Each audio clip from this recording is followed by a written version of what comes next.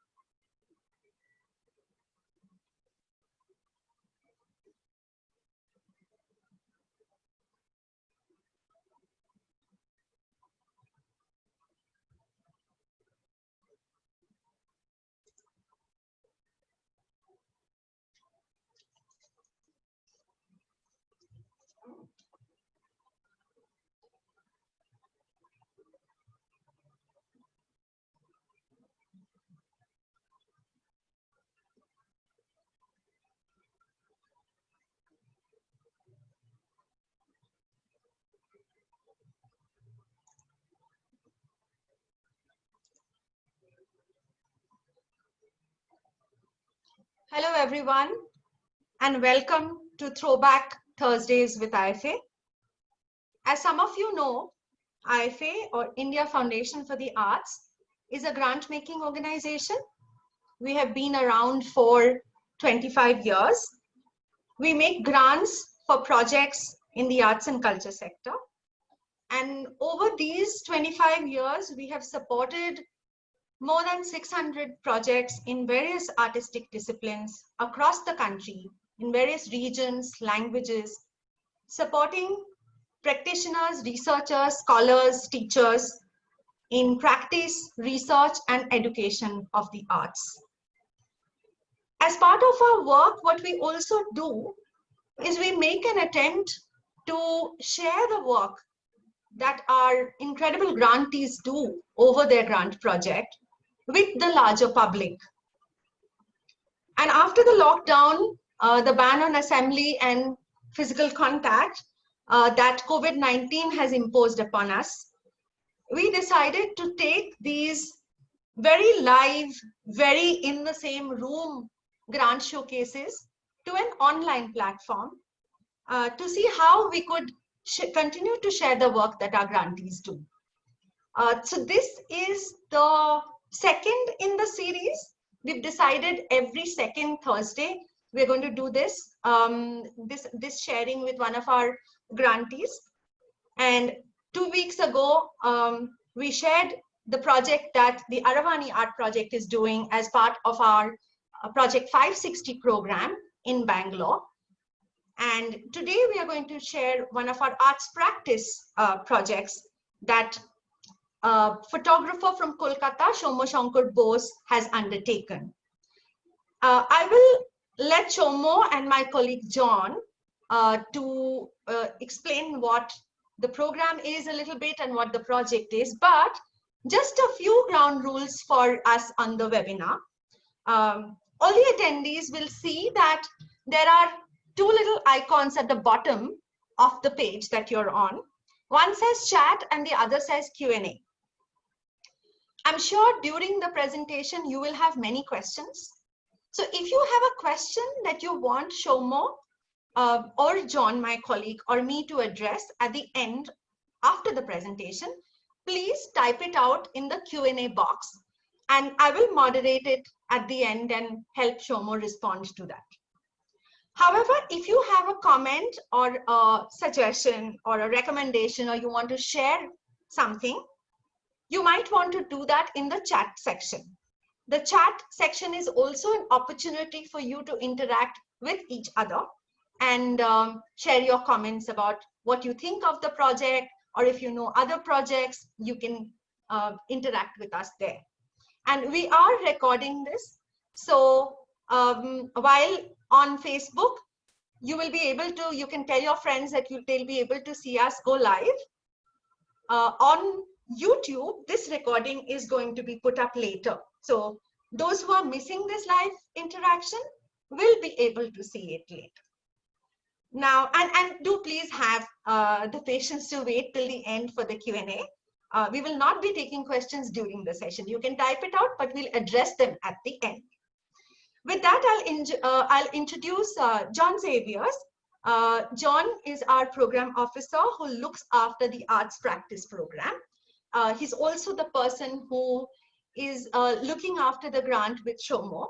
So John, over to you to explain a little bit about what the program is about and also introduce Shomo. Thank you, Arundhati, for a very generous welcome and introduction. It's my pleasure to introduce Soumya Sankar Bose, who is one of the most promising young photographers in India today. Soumya is based in Calcutta, and he has studied photography from the prestigious Pathshala School of Photography in Dhaka. Soumya has received grants from Magnum Foundation and the Goethe Institute before this. And recently he has been awarded FICA Art Award grant. His work has been reviewed in the New York Times and BBC, and he has shown his work in Houston Center for Photography, Goethe Institute, and Experimental Gallery in Calcutta, and many more. Soumya received IFA's art practice grant to research the memory of a massacre. IFA's arts practice program welcomes proposals from artists across all disciplines, including visual arts, theater, performing arts, literature, music, film, and new media. And we receive proposals throughout the year. For more details, I request all artists to please visit our website. Now, let me briefly introduce Soumya's project that he is speaking about today. Soumya's project is titled Where the Birds Never Sing, and it is about the Marichjhapi massacre that happened in the Sundarbans in 1979. After the partition of Bengal in 1947, many lower caste Bengali farmers migrated from East Pakistan, which is now farmers migrated from East Pakistan, which is the present Bangladesh. And when they reached India, they were sent to the infertile lands in central India. And in 1977, these lower caste migrant farmers took refuge in Marichjhapi Island in Sundarban, and the massacre was followed by that. So I request Soumya to describe his artistic process. It's over to you, Soumya. Thank you, John. Am I audible? You're audible. Can you hear me? Oh, cool, perfect. So thank you, John. Thank you, Arundhati. Thank you, IFA, for supporting this project, and not only this project, my previous projects as well. This project for me is the most important project I have done so far in last 8-9 years. I'm practicing photography. This project, Marichjhapi Massacre, I want to start a bit from the beginning, where the idea actually came and when it happened, and why I was interested to start doing this project before sharing my screen to show the images and all. So during I want to start from the very beginning. The partition happened in 1947 during Indian independence and the partition between Pakistan and India. So this is the first time this problem actually initiated. So in 47, when the from Bangladesh people start coming to India, and from India also people start moving to now Bangladesh. In that time it was East Pakistan. So in 47 there was many Bengali families who shifted to West Bengal. And as we all know that the upper class families who are the landlords or like educated Bengalis from Bangladesh areas, they actually mostly shifted to the town or city areas in Calcutta or then other towns.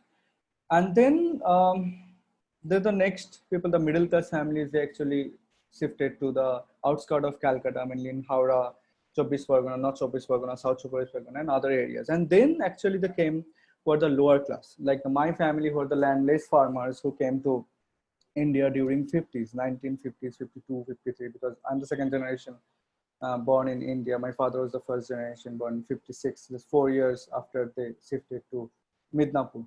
So my family came in 50s. So this people actually somehow uh, got option to survive here in Bengal.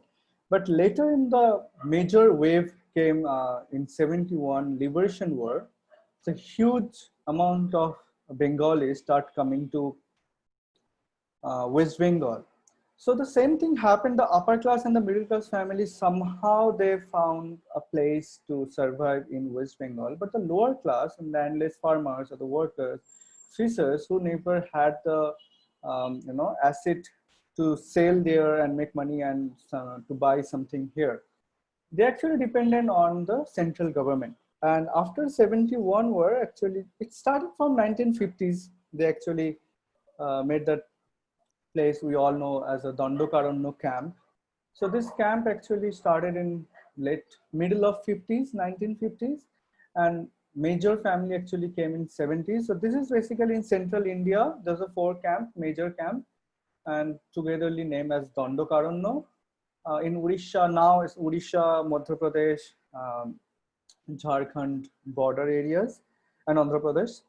So the lower class who like don't have a proper job and also the education to survive in Calcutta, so they depend on the government, and government actually gave them the place in central India. And central India, the place actually Dandakano is forest and it's a rocky island, not able to farm or also not possible fishing. So these people, the Bengalis who are coming from Borishal, Joshore, like their major profession was farming to others' land or fishing. So these people who are mid 40s, mid 50s, they don't know what to do now because they are jobless there, and they got a very minimal money and ration for their entire family for 1 week. So this will be like, this all things I actually read from the research by Anu, Rosh Malik, and other research academics who did research on this before in 90s, 80s, and 2000. So when I started this work, I think it was too late to do this work, to do research, because the people who are in their 40s in that time and 70s, they are not anymore. So the people who are 20s in that time, like 20s or 30s in my age, only I was able to meet those people. So what happened, like in 70s, from after the war, 71, 77, 70, mainly 77. So in 77, the new government formed in West Bengal. So they promised these people from Dandokaranya that if they can come to the power, and they will give them a place in West Bengal.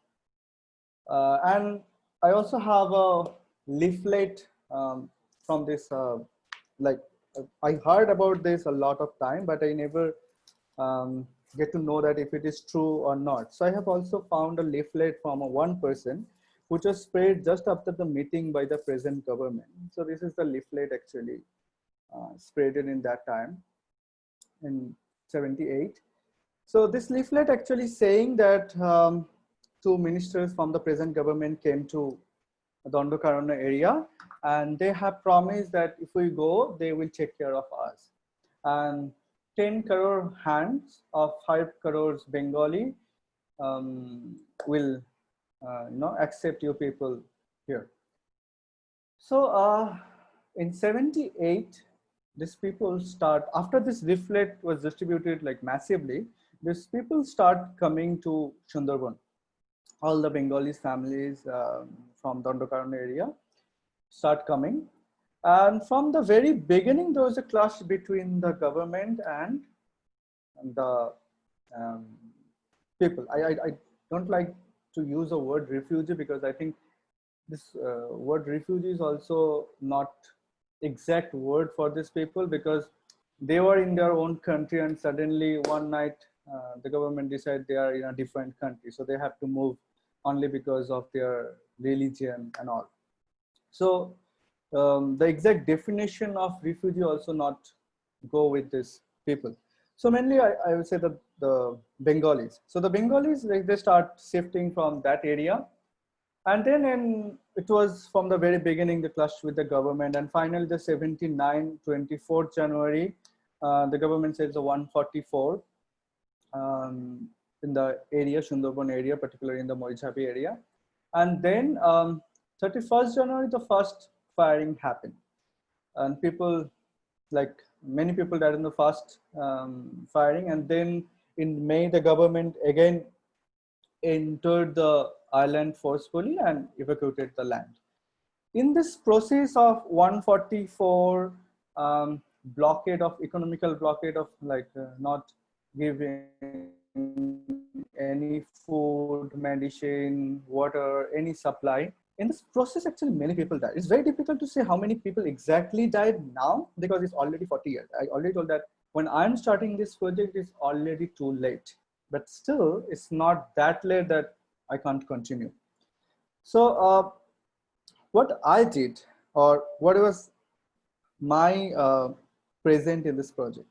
So when I was growing up, I heard this story from my grandpa about this Bengalis happened in 90s, middle 90s. And then when I was doing the project Jatra in 2013-15, so there was a major part I also did in Sundarban area. So there was a very interesting part that I also later read in Anu's writing, that the Sundarban tigers became man-eater, which was also sometime they use it in their script of Jatra. So the Sundarban tigers became man-eater after the massacre happened. It's a myth. I don't know if it is true or not because I don't have any scientific reason behind it, but it's kind of a myth like people say in Sundarban area. So then I start knowing more about this process. I start researching about this. I start collecting materials and start finding the survivors, like who have seen the massacre, like who was there, who was present in that island on the day when the firing happened and the evacuation and everything happened. So then I met Anu, and then I met Tushar, and then other researcher also through mail or through by person. So this then I got many more materials about this massacre. So I think this what I wanted to do is not documenting the massacre, but rather the people or the survivors what they are carrying in their mind in last 40 years. Like the incident happened 40 years back, and we all have memories, like bad memories, good memories, many things. And if you see my other projects like Jatra and Full Moon, every project is somehow is connected with the memories and how we are carrying our memories and how we are rethinking about our memories and how it is affecting in our longer life when we have seen or we have witnessed something really, really bad. So this work is more about when I met the survivors, what they have told me. I'm telling again what they are like when I'm recreating something or trying to document something 40 years back. It's like I'm not documenting the reality anymore because you can't document the same thing from the oral histories which actually happened. Because whenever we talk something about our past, we only talk what we want to talk or what we have made in our mind. Like it's not only the real incident, also what happened behind the incident.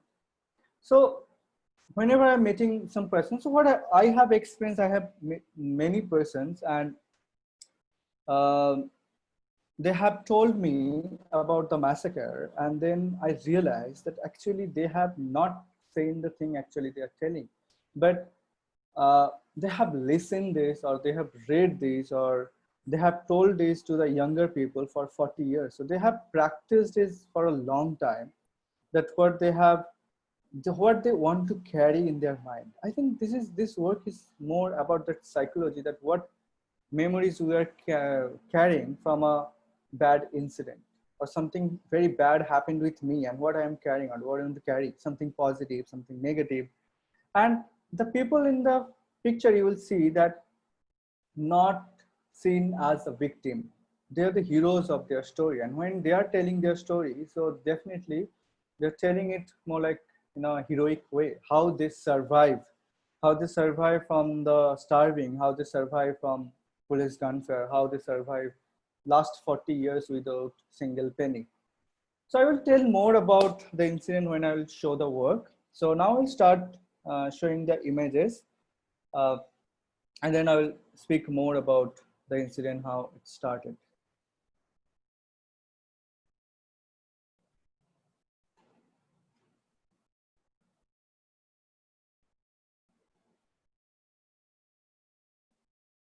Uh, can you see my screen? Can anyone tell?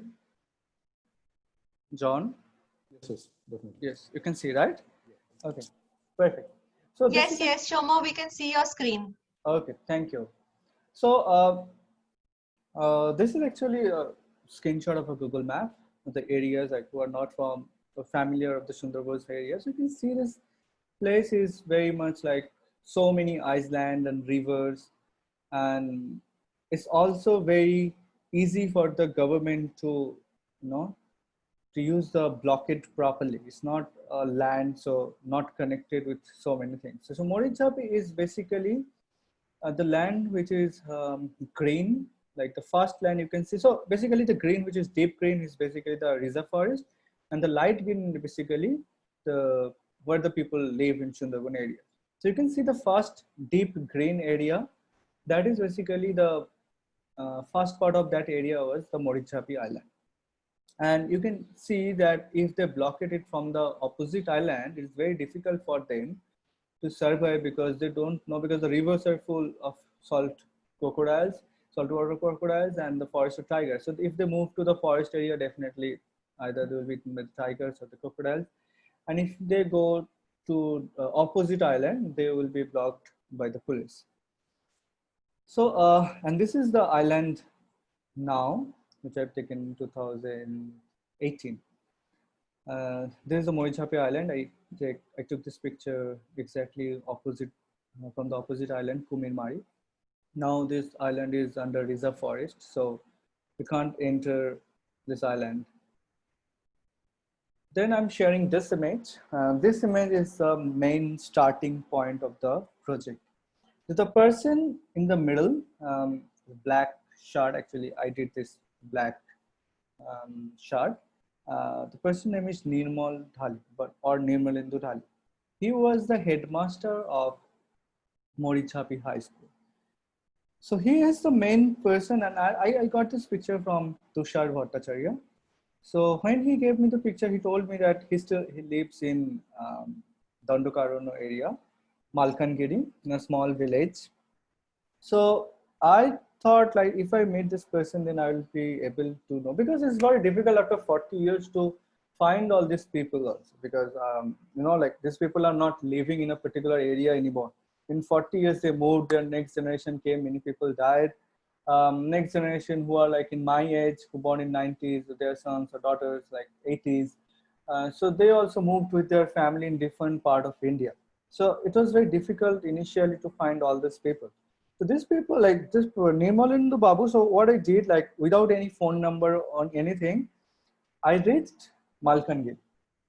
I reached Malkangiri, and then I didn't have any proper, like, I don't know where he lives or anything. So I somehow found one person who was also present in Marichjhapi area. I stayed at his place.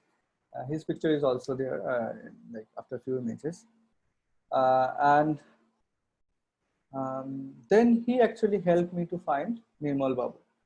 I met Nirmal Babu. Nirmal Babu is like, was very ill, thin, and this is the picture of him now after 40 years.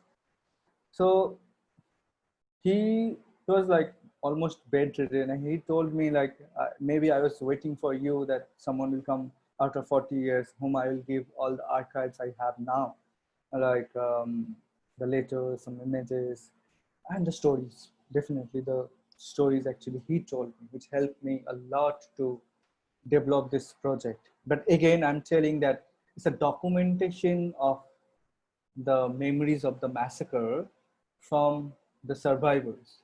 It's not possible to tell if this incident exactly happened or not.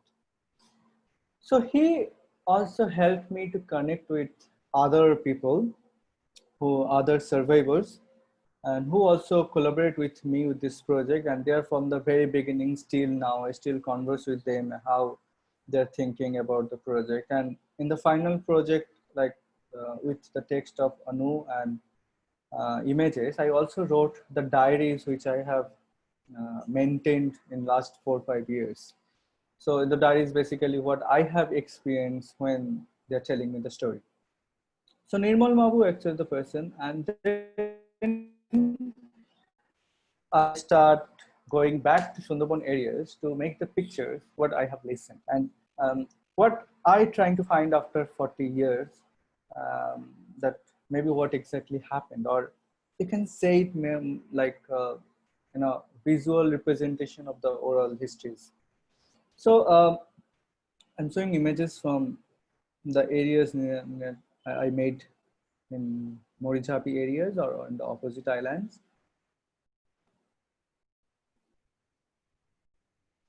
So one of the survivors told me that when the police or the local goons actually burned his house, so he and his wife together has seen that their house is burning.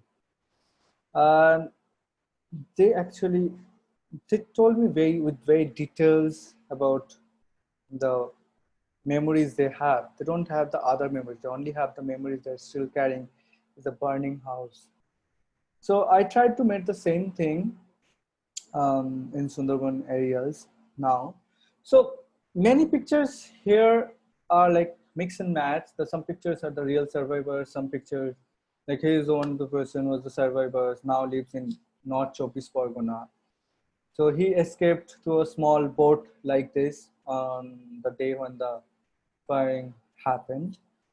So back and forth, the pictures, like I'm not specifically tell everything about the picture. I also don't want, this not how I work. I also want to give some space for you people also to think about what exactly happened. I will tell what I have experienced from the from the 5 years of journey finding the massacre stories or histories of the massacre.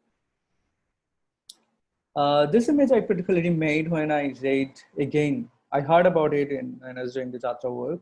And that is why this picture is also theoretical in the lights. And when I read from Anu's story that the tiger became man-eaters after the massacre because there are so many bodies people have seen floating on the river. So this image I made. So all the images I have made actually specifically in Sundarban's area.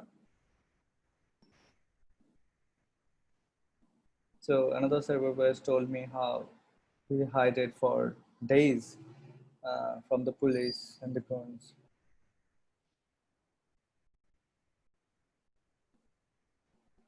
So he was only 14 that time. Now he is 54, 55.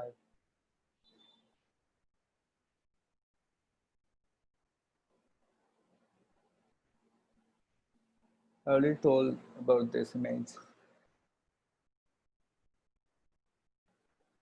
So I also have collected many images from the families who still have that their father died or their family members are missing or died from the dead, that because many people don't know where they are, but they have the images of them. So I have collected their images, and then I made this kind of, so I cropped those images. So all the images are not in a good quality. Thus I try to keep them so that at least a small archive I can keep in the book, so people can see or get an idea how the people who are missing, who are the people who are still missing.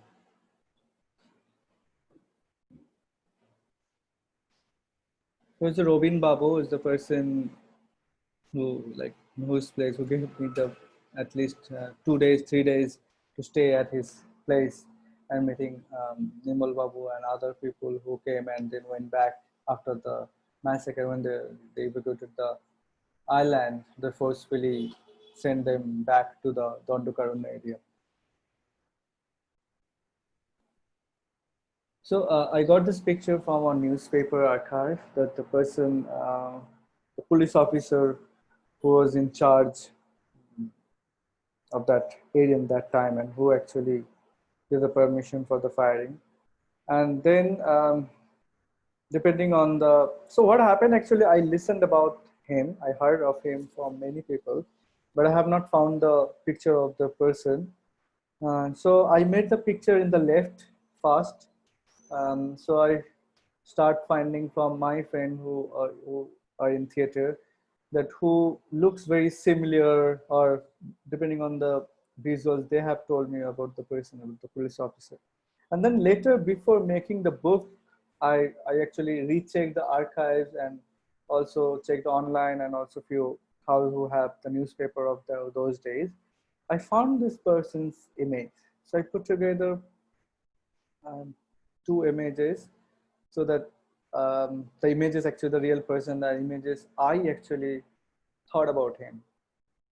So it's basically the process I'm talking. It's more like a journey what I wanted to make, like how I am thinking now, who born actually after the massacre happened, after 10 years after the massacre happened, and how I am thinking or reimagining the incident, and how far I can reach to the reality. I know that I don't know like what exactly happened, but I'm trying to reach how far I can go.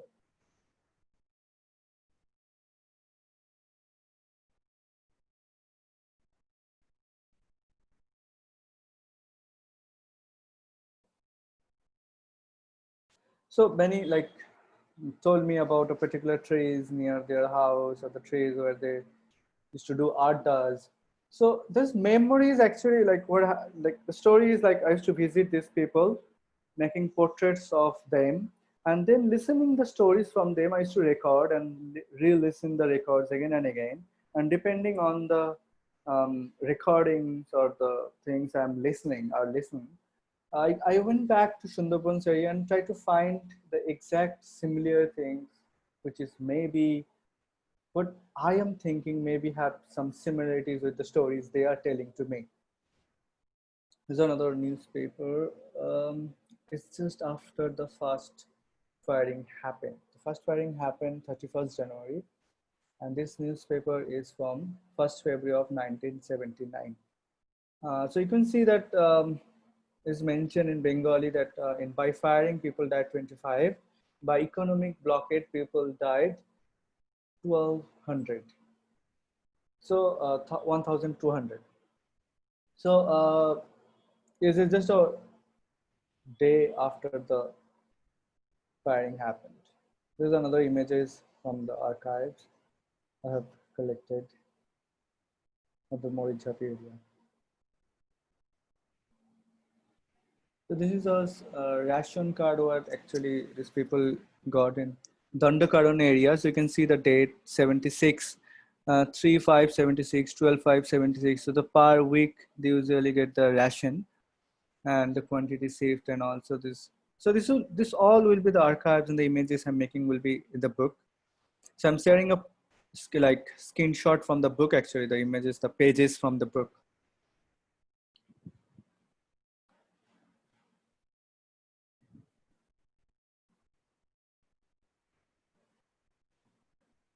So this is another letter I found from one of the survivor. So Nirmal, Sri Nirmal Babu. So someone wrote to Nirmal Babu, the person who was the headmaster of Marichjhapi school. And the letter exactly written 7 days before the firing, 22nd January. And if I translate some part of it, so the person who is writing to Nimal Babu from Kolkata, because the address is there in the above, the 24 Pargona, Mashlandapur, Shaktinagar, which is not 24 Pargona. So he's writing that they're tense because they don't know if the letters are reaching to him or not. And they're also arranging some seminar and program here in Calcutta to support people from Dondokaran's area, from the Bengalis from Dondokaran who are living. And but he's also concerned about them, that if he's getting the letter and if he's okay or not. And just after 7 days, the massacre happened. And also interesting part that this letter was written in 22nd January, and the leaflet was distributing exactly 1 year before the incident, 22 January 1978. And from then, actually, people start moving towards Sundarban area. Another survivor who still have that bullet owned. So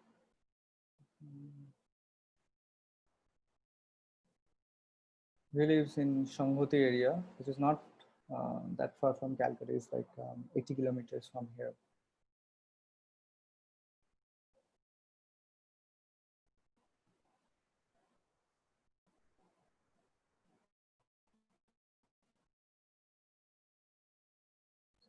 So there's a picture I'm ending with today now. So this picture, many women told me that they waited for months when they left the island. They waited in Kumirmari, Chotomallakali, Sajjelia, waited for their husband that maybe they will come back, because many people, when the firing happened, went a bit inside towards the forest. So they waited for many months before moving to Dondokarno or moving to other areas of India. They waited for them for months that maybe they will come, maybe they have survived. So many came, many never came. So with this image, I'm ending the slideshow. I'm going back. If you have like any question, please, because are already running out of time, I think. So thank you. Can you see me again? We can see you. Perfect. Thank you, Soumya, very much for such an evocative talk about a very emotionally difficult subject and such a politically lauded subject. And there are a lot of questions that we have from the attendees. I'd like to start off a question answer session by asking, it was very interesting to see your process from the proposal to the way you had your journeys, going to Sundarbans and taking photographs, and finally the outcome is a photo book. It was very interesting to see that transition from a visualization to actual photography and to a photo book. So my question is about the aesthetic inspirations that you have. When you visualize an image, what is your process like? When you're staging a photograph, visualize a photograph? Well, I think like, I don't know, it's very difficult like to describe the process always, because it's changed with time, it's changed with topic, like the process I did with Jatra work, but all the project is somehow is related the oral histories. Like even if you see my Jatra project, it's the same thing, that the artists who are retired in 70s, 80s, and how they are remembering their glorified past. And then listening from the stories, how I am thinking about them, how they played the character. I know that maybe they're not the exact character what I am showing them in the image, but it's basically now in 2020, how I am actually seeing them. So it's basically, I think, this entire process, even if the full moon also for my friends, queer friends in Calcutta, how they think they are and how is their anxiety, their problems, their like relation with the other people, family. So it's depending on how they're describing me and how I am perceiving it. and how then I am visualizing them in the frame. Right? 13 questions. So Joyce, can you message about the next one being on the 25th? I got it. I just thought I'll come and tell you something. Ignore We that. don't know what it will be now. It's going to So, be What is Shall I it? tell that? Oh, okay. Because I didn't know that. we just got finalized. Arundhati Didi, can you mute, please? Sorry. No, it's okay. So, yeah, I think this process actually started from the very beginning when I was growing up, because when I was growing up in Midnapur, so I have not seen the cities, I have not seen artwork, I have not seen photography, films, anything. Like, it's a small town, you know, and I grew up in a lower middle class family. So my father was the first generation born in India and the clerk in railway factory. So I brought up listening stories from my families and their journey to different cities, their life, and from my dadu, my grandpa, that how they travel back, how they travel from Bangladesh to what riot happened there, what incident happened. So everything actually I imagined when I was growing up. So I imagined like up to like when I first came to Calcutta when I was 20 years old. Before that, I only came to the only major city I came, Calcutta, is like twice in my whole life. So how I have imagined Calcutta also from stories from my friends who have visited Calcutta once, or from my father or the people. So I think it started, and then the books I read, like Bibhiti Bhushan Bandyopadhyay's book, and also the very favorite book of mine from is definitely Pather Pachali. And Pather Pachali also, Oppu has a very similar character, because Oppu, how he is imagining, there is a, I don't know if it's in the film or not, because I never watched the film, because the book is very like favorite for me. So there was a part I remember I read in like in standard 6 or 7 that Oppu is rehearsing as the character of Arjun in Mahabharata. What actually he listened from his Thakurma. So Oppu don't know the characters and how the bow is exactly. So the bow is made by the stick from, you know, what is it? Jhata? I don't know. What is the English word of jhata? Jhadu. Arundhati, what is the jhadu? Narkel jhata. You know, with the coconut tree stick, we made something to wash our room. So we all did this, that we make the bow and arrows from that stick. So it's basically not the reality of Mahabharata. It's basically what Oppu is thinking about the Arjun, the character, and about the Ramayana characters and about the Mahabharata characters. So and then another favorite book of mine is Shunil's Shei Shamay. Those days is about the Bengalis past from 1700, and then Purva Poshchim, and also the other books, like the series of books, Shei Shamay, Prothom Alo, and Purva Poshchim. The 3 books back to back is all about from 1800 to 1960s, 70s. But how Shunil wrote the book is also interesting. It's also part of my research. That Shunil don't know what exactly happened. And he made the character of Rabindranath, Vidyasagar on the important character of Bengal in a fictional way, and also added their emotion. Because what we read in the history, we read the person, but we don't know how the person was. The emotion we are not attaching.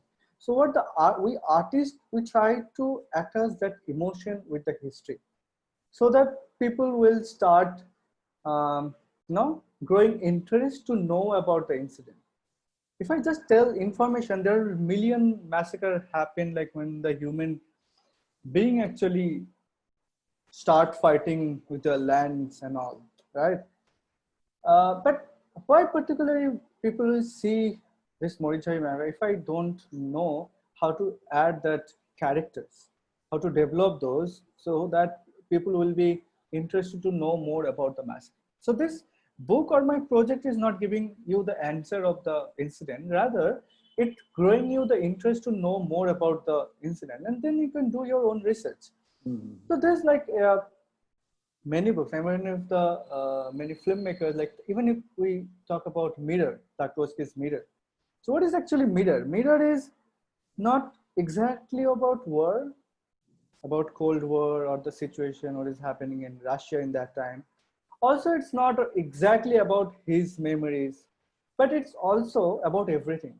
It's about the depression period in Russia. It's about the memories of his own and how he perceived or his family perceived and how he is remembering about his childhood now. It's not only Tarkovsky, if you see the Fellini's work. So all these films, when I came to Calcutta studying engineering, I started watching films, and which is the major inspiration of my work, like Fellini's film, Tarkovsky's films, Kustorika's film, Belatar's film, and then many Japanese director, Hiroshi and Omen in the Dunes, and the films.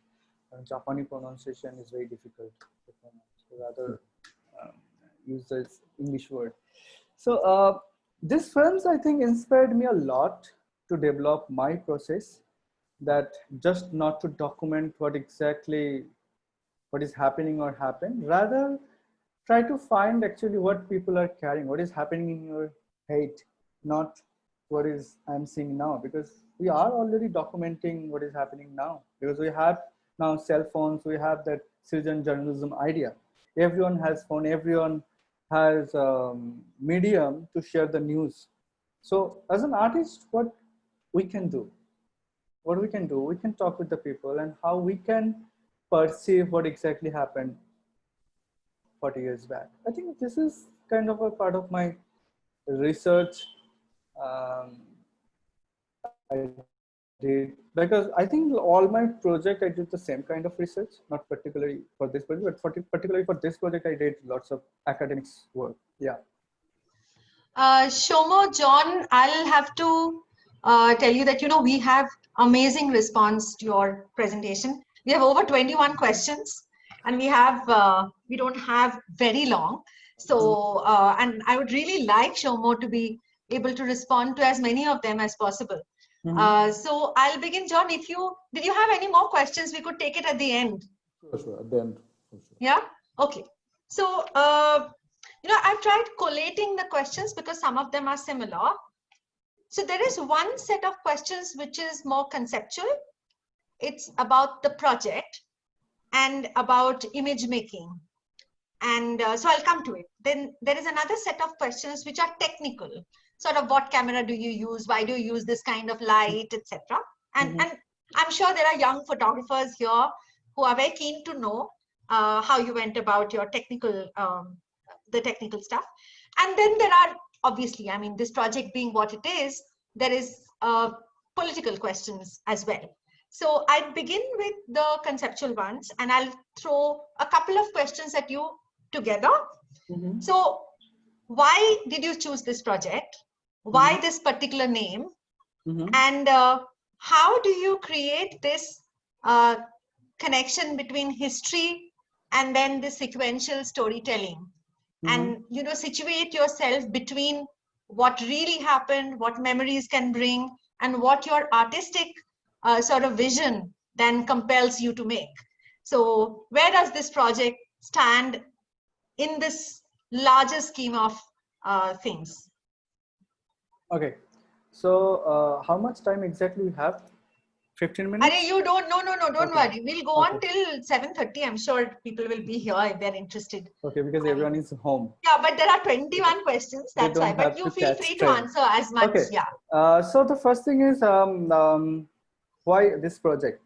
So I already told about it. Just when I was doing the Jatra, I got to know it from my So all these stories I do, all the projects I do is somehow is related with my histories and my family relationship and my past. Like Jatra is because when I was growing up, I got to know about Jatra from my uncle, and the full moon is same thing. And this project actually, I also heard about these stories when I was growing up from my grandpa, because he told me many times about these people, and there may be because my grandpa died long back.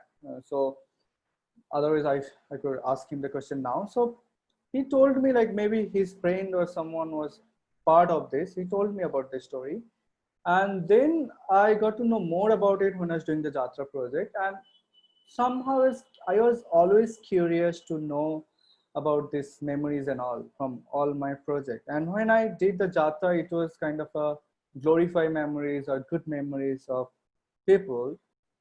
So this project is somehow memories which is not good at all, which is like a bad, it's a very like psychologically impacted and struggling memories for them. So that is why I wanted to also see myself how how I react with this kind of memories when people are telling me.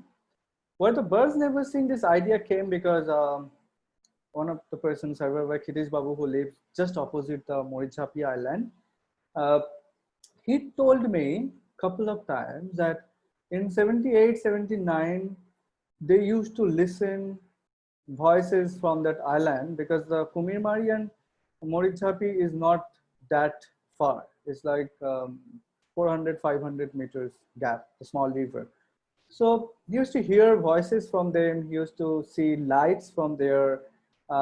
People used to come from them. But after the massacre 79, they never heard any sound from that village. So, so this is this line actually, this word actually, I came that maybe that nobody is singing there anymore, and that is why that the birds never sing, because you can't heard anything from then, from 79. Yeah. Yeah, the next set of questions, Shomo, relates to the beginning of the project. So there are questions about, for a visual artist or a photographer, how important is writing up or writing a project? And do you need other people's help for it? Also, there's this sense that, so somebody said, if you're weak in English, then should you take someone's help, or how should you go about writing it?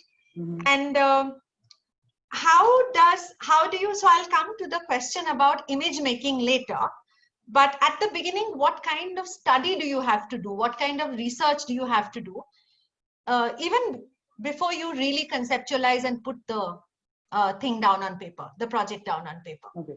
So the first question is basically Writing skills writing of a part. visual artist. Okay. Yeah.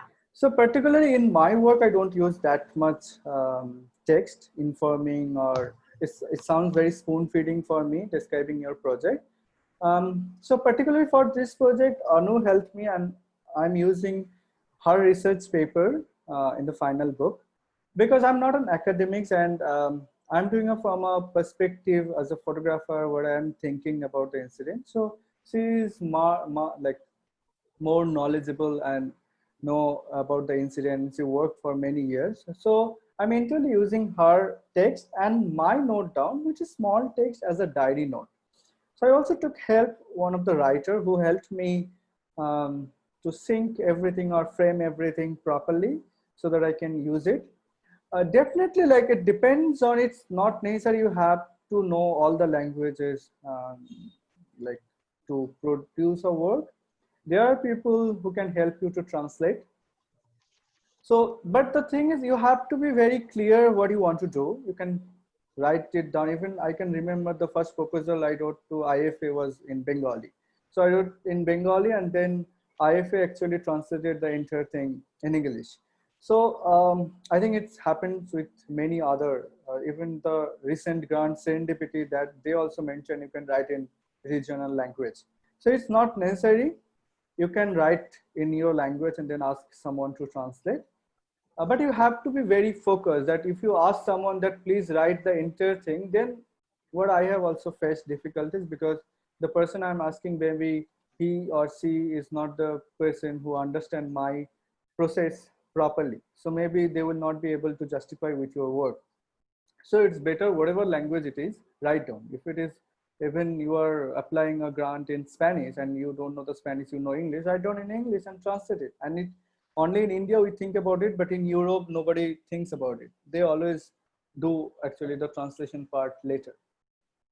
And what is the next question? The next question was about how much study or research did you do as you were framing before you entered the project? Okay, I think it's very dependent person to person. For me, like, I only do one project at a time. I can't continue 2, 3 projects parallelly, but I know many artists who does that. So when I do particular one project, so I try to read all the books and similar project, also the photographic project as well, so that um, clearly that I will not repeat the same thing.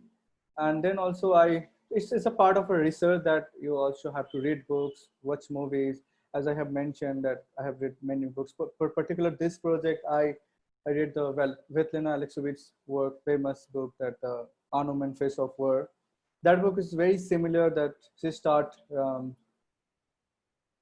women, particularly women soldiers or survivors from the Russian part of war, Second World War, and how they are reimagining that past.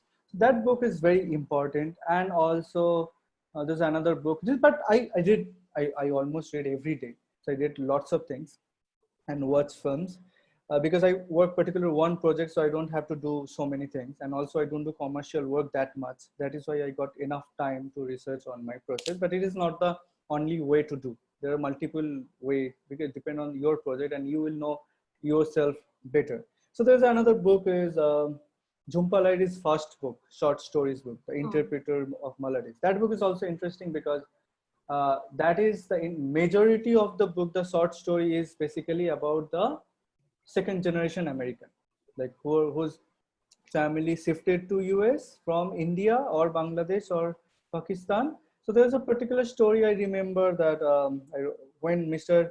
Pirzada came to dine. So this particular story was basically that person was in America for some research and his family was in Bangladesh during 71 war. And Jhumpa Lahiri is writing that in 99. And Jhumpa Lahiri in that time, and later I found from interviews that Jhumpa Lahiri is her cousin or someone actually had the very similar incident they have faced.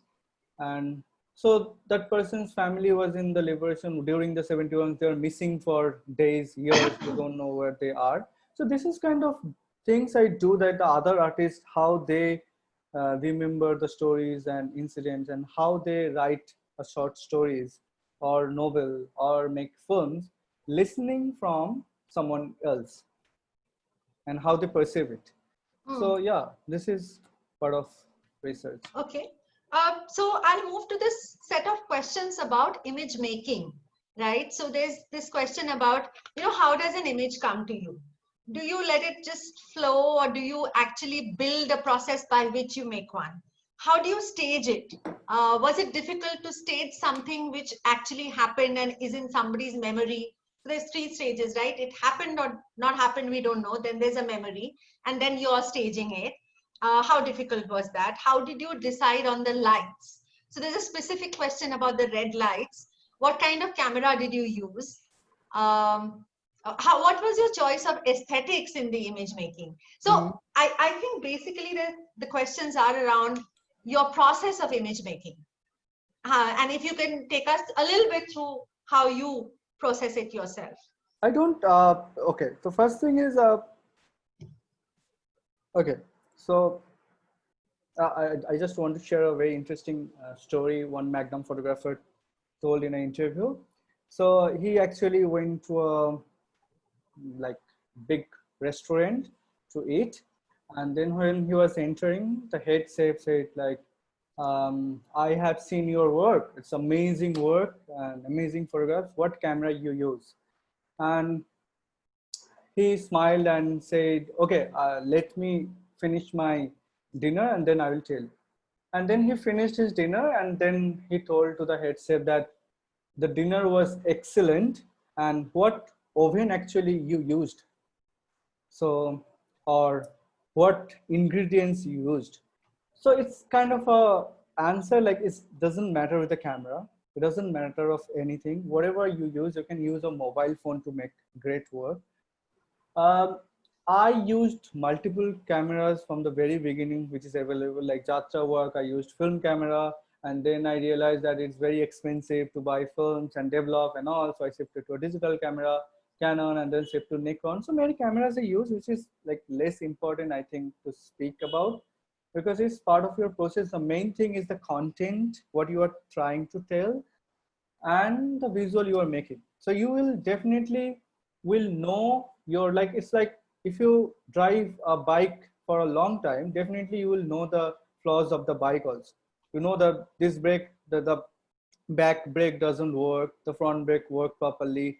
So you are somehow balanced with your like what do you say, like the things you're using to make the work.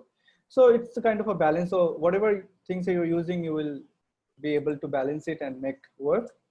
I try to not use too much um, equipments in my work. Either like for this work, I particularly use Flash, and so my friends actually helped me in this process to make the picture.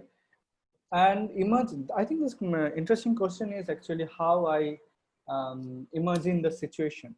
So it's actually the process. So I listen the stories continuously.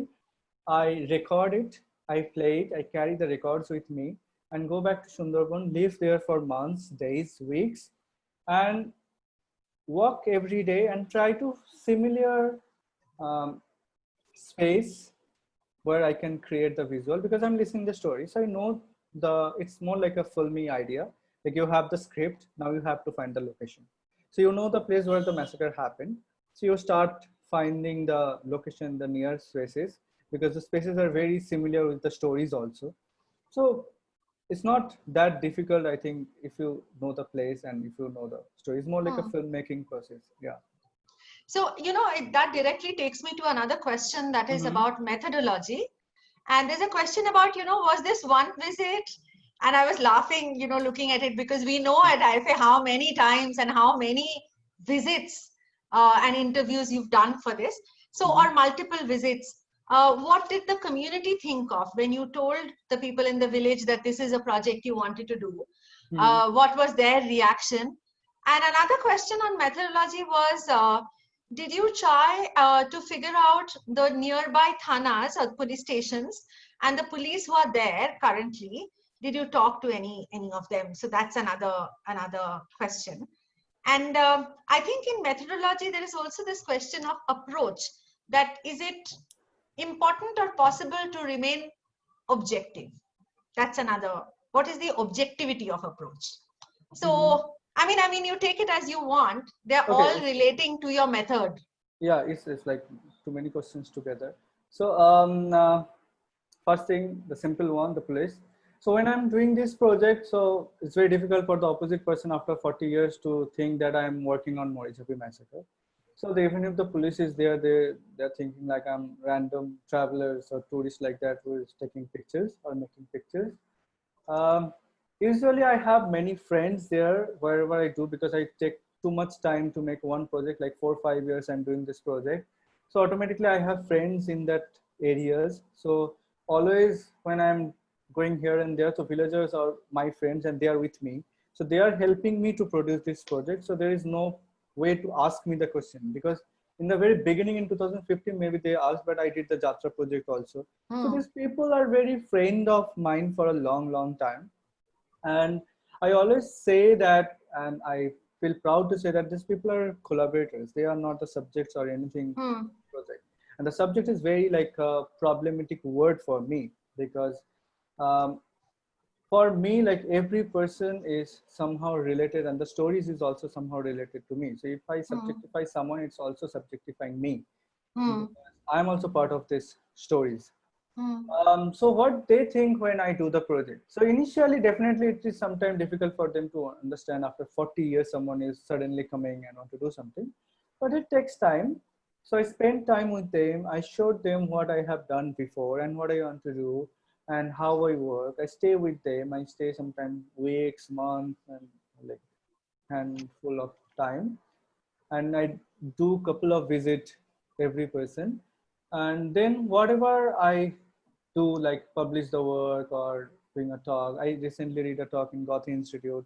So I asked one of the survivor who is in Calcutta in that time. So I asked him to come and sit with me during the talk. So that's things I always do. I show them what I'm doing and also ask them the input. Before publishing any work, even if my full moon Jatra, I always call them once at this New York Times or BBC or Caravan or Miss Magazines want to publish this work.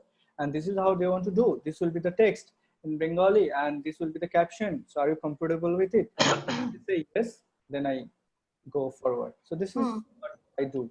This is Okay. And, there is one more question that came up, which is you're mostly known for portraits. And portraits is a very, very powerful image that you make.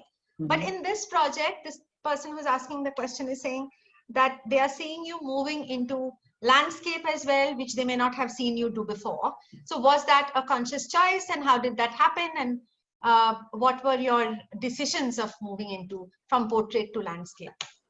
Okay, definitely. Like when I did first Jatra, so I'm also like this identity of someone is also like someone is putting you the identity. I myself don't think that I'm a portrait photographer or something, because this is actually, this identities change. Like you are maybe the IFA director, but in another way you are going somewhere without mask. So you are the person, actually your identity is the person without mask. Then your identity is not the IFA director. So it changes with time. So I don't believe in a particular identity. So when I was doing Jatra, so it was very difficult for me to make a work, just make a work, photographic work. So Jatra I did mainly the portraits, black and white. Then I thought, okay, I did the black and white. As an artist, I should challenge myself to learn myself more things to do in future. That is his artist journey. Because I feel like the word artist, I don't know what it feels or what is this, but I feel whatever I'm doing is basically I'm sharing something from my practice, from my journey throughout these years. So after Jatra, I thought, okay, I will do something with color, but in indoor. So full moon and dark night with mostly, like it's a very technical part. The color things I used, portrait, because I know that portrait part in from Jatra project. So I just challenged myself to do something in color that I did in full moon. But once I'm done with the color portrait and black and white portrait, so I thought, why not try something else that also it will be a challenge for myself, that what I will do when I'll take this challenge away, what I have not tried before. And also I have not tried this kind of work before. So yeah, like this is a kind of things I always do with every project, so that I come with a new experience, because this is how I'm growing up. I'm learning myself, the techniques and everything. I'm understanding my camera. As I'm saying, when you're driving your bike, so first you try in a small alley, and then you go to the road, then you go to the high road. So this is actually the process, the same thing with my techniques, not with the aesthetic or anything. It's just the techniques. Yeah. Yeah, we are getting more and more questions. We've reached number 30. So I will again try and collate a couple more. These are questions from that are coming out of the Facebook Live that we did. So I think we'll just concentrate on a couple from there. One is about,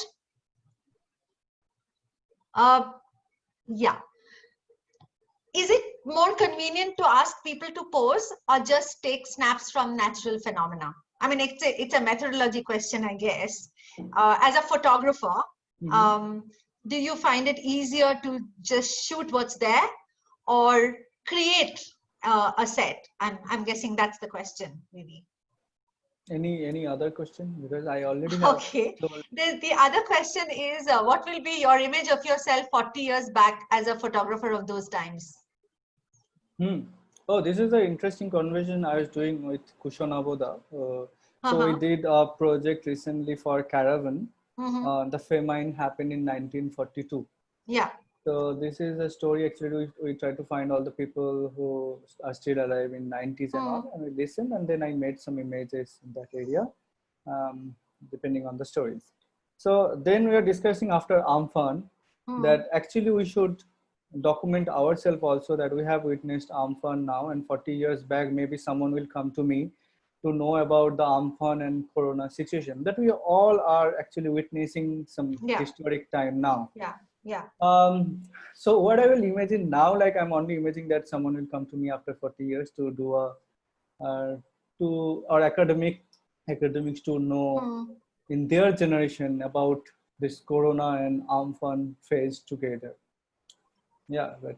So there's another question about aesthetics, and it's important, I think, from a community point of view. This question is that, do you think your work is within quotes aesthetic heavy.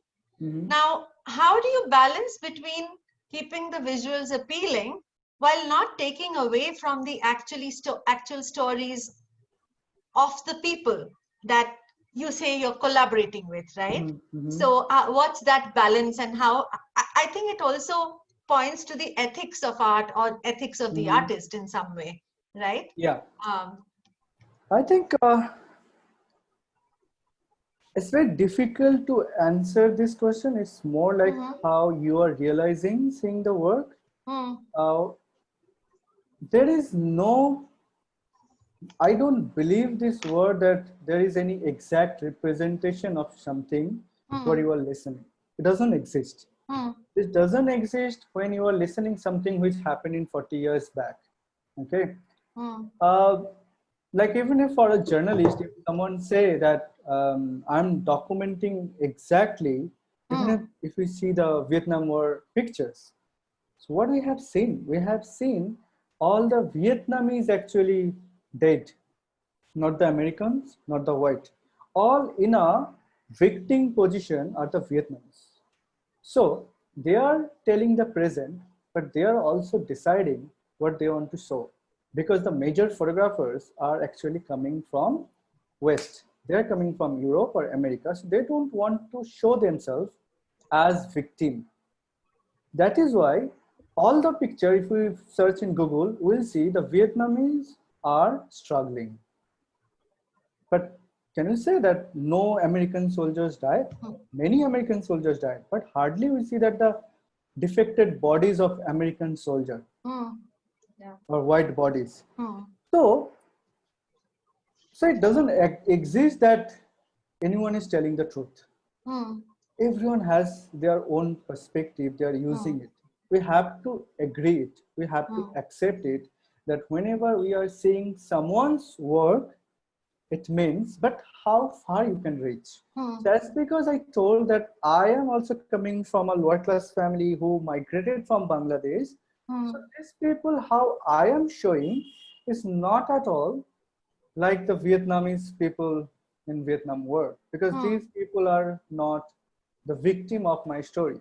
They're the heroes. yeah, And I have consulted with them a couple of times that, are you okay with this image mm, or yeah, not? yeah, yeah. So And they are part of your, are you saying they're part of your aesthetic and artistic choices as well? yes, Yeah. yes, yes. Okay. And in the Yeah. main book, when you will read, Mm, it's basically the conversation I did with the mm, survivors or my collaborators, mm, or people who helped me in this process, which is, I think, will help the viewers also to understand. But I think this limit is very complicated. It's very yeah. difficult. Like if we see again, if we talk about the filmmakers who made films in 60s, 70s, like the Tarkovsky or Americo Storica. So Americo Storica made mostly films in a satire way, in a sarcastic way of war. Mm, Tarkovsky made in a very serious way, mm, visually appealing. mm, The other, Fellini made, again, Fellini, Buñuel made with many characters in one film, not in a mm, particular character like what Tarkovsky always mm, do. Like there was two or three characters always play in the one film. But Fellini, Buñuel is always multiple character. So mm, it depends on how they are growing up. How is their journey in life? How is my journey?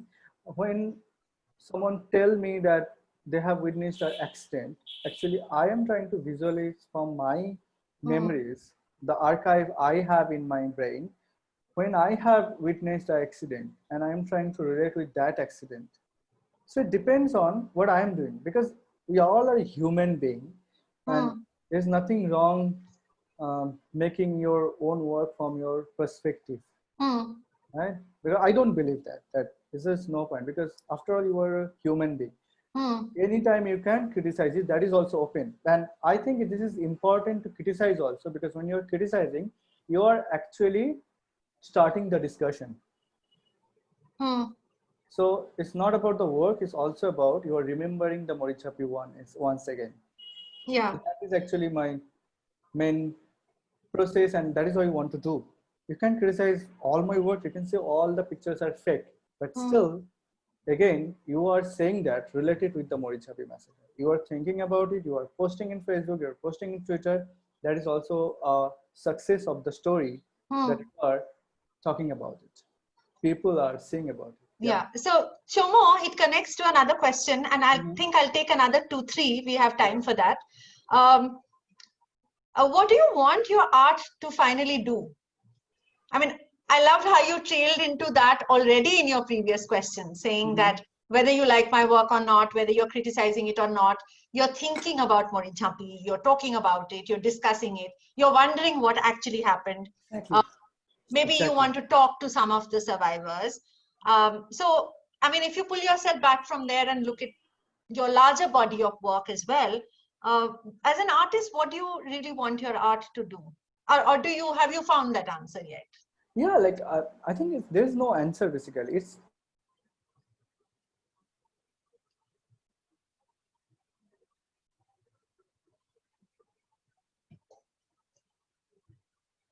Shomo?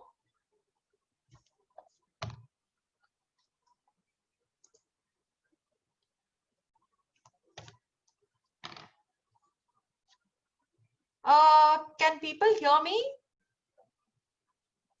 I can hear you, but Shomo's Yeah, I think Shomo is, just to all the audience members, attendees, I think Shomo is having a little difficulty. As you know, he's in Kolkata and the power supply hasn't quite, yeah, Shomo, you're back. Hi, Shomo, please unmute yourself. Shomo, you're mute. Unmute yourself, please. It's working now. Yeah. What happened suddenly? You were eclipsed from our midst. Okay. Yeah, So, I was asking you this question and you said there's no answer really. And exactly. So I think like whenever we see something, whatever we see in our life, we react with something, right? So even if we see something in Facebook and which is objectionable, and from our archives, so we all have a character in our brain, like we have an ego, like we have made a character in our head that this is me and this is a person, this is how we have to act in your real life. So whatever we have seen, like even we see that a dog is injured, we react. Some people ignore, some people try to help, some people, but this helping is also depend on the person. So if someone has a bit like no fear from dogs, so maybe he will not touch, but he will initiate the process. He will ask other people who doesn't have the fear, maybe they will help, and he will initiate the process. He will buy the other stuff and also. So all what we are doing, we are reacting with the present situation. So as an artist, what I'm doing, I'm reacting with the incident, what happened, or what I have heard, what I have witnessed. I'm reacting in a visual way because this is my language. If I was a writer, then maybe I used to write. If I was a filmmaker, I used to make films. But as I'm a photographer, I'm trained as a photographer. It's my language. My language is basically making visuals. So I'm reacting to the incident, what you are telling to me, and I'm making images. So I don't think what this will happen with this work, because there's no answer, because I will not survive for 1,000 years. Maybe like 100 years people will forget, maybe someone will find the work from a library again, and then again maybe for 20 minutes they will speak about this work, or maybe nobody never will speak this, because there are many massacres happen, nobody never talked about it, and still now not happening. So it's very difficult for me if like even if I answer, it's basically I will tell you the wrong answer. There is no answer. yeah. We come to a very difficult question before going to the most difficult question. So the difficult question is, how do you manage your expenses?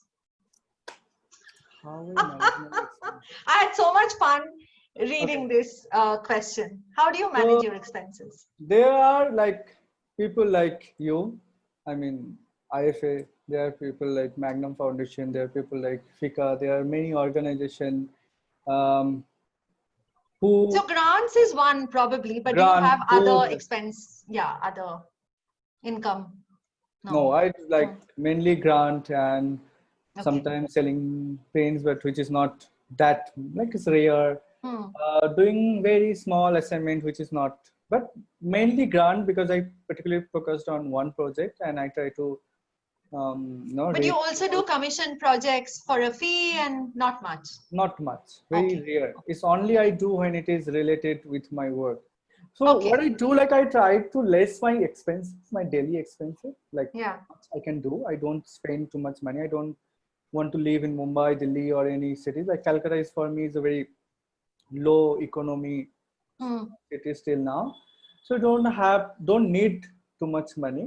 And if Hmm. you get a grant, then you can use this amount to do your work because my work Yeah. is basically my process and my life. Hmm. I bring everything. Even if I am buying a book from a grant, it means basically I'm spending that amount. So Yeah. even if I'm buying a book for my reading, it's the same thing. So I'm buying the grant is actually supporting for the project as well. Hmm. So yeah, there are many. So I do research who maybe will support me, and then I write to them. So like I write 5 people, then one person write, and then if that can't work, then I start doing Yeah. that Yeah. project. Yeah, that's what I do. Yeah, I think somebody's asked, and this is me, why I found the question funny. I only found it funny because in India there is so little support for arts and artists that there is hardly any kind of no artist can expect a steady income or opportunities through which they can create work and have a sustainable livelihood is very less in India. There's so little money that goes out to support artists. And that's why, because we are constantly looking at how do artists survive? How do artists create work? IFA is a very small organization. We make very small grants. And that's a cause of worry for us as well, how hard it is to even raise that amount of money. So to the person who's asked the question, I meant no disrespect. I just felt it was so funny that it's a question we constantly ask of the arts, of people who work in the arts. How do we manage our expenses? The last question, which I think is very important, is this question of, because it's a very politically charged subject still, what about the worries about this project being appropriated politically?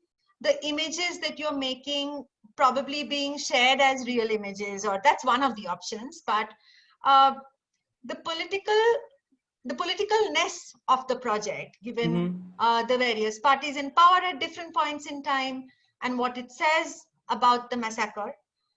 Do you fear that it might be appropriated, is one, and two, related to that, do you think this could have happened at a time like today? Like, could the government do this? I guess that also points to, given social media and overall, how much we are connected, and so would it have been possible for a government to do something like this today? These are the two questions. Okay. I think it's a very difficult question, but it's also a very interesting question.